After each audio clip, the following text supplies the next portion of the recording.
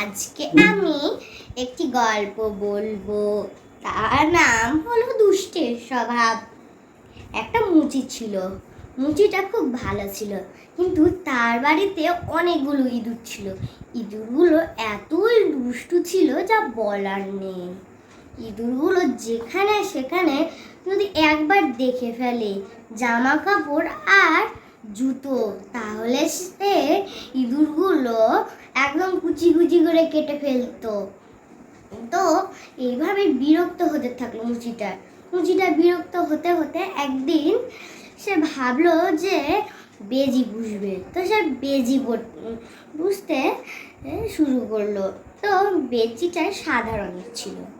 বেজিটা সারাদিন বাঁধা থাকতো একটা জায়গায়, আর রাতেরবেলায় মুচিটা ছেড়ে দিত বেজিটাকে, আর বেজিটা মনের আনন্দে 4-5টা করে ইঁদুর মেরে খেত।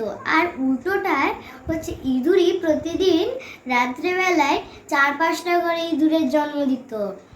এইভাবেই দিন কাটতে শুরু করলো। তো কিন্তু একদিন মুচির বাড়ির পিছনে একটা বড় সাইজের গামলা ছিল। ওই গামলাতে কালো রং ঢালা ছিল।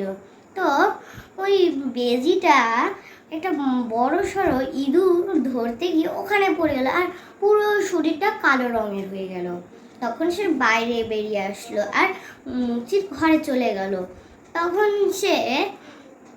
সে একটা দেওয়ালের পিছনে বসে পড়লো, আর ইঁদুরগুলো তাকে দেখে ভাবলো যে হয়তো এই বেজিটা হয়তো স্বভাবটা ভালো হয়েছে। এই বেজিটা হয়তো আমাদের মতো খুব ভালো হয়ে গিয়েছে। এই বেজিটা আর আমাদেরকে মারবে না। বন্ধুরা, চলো আমরা নাচ করি। এইভাবে তারা নাচ করতে শুরু করলো।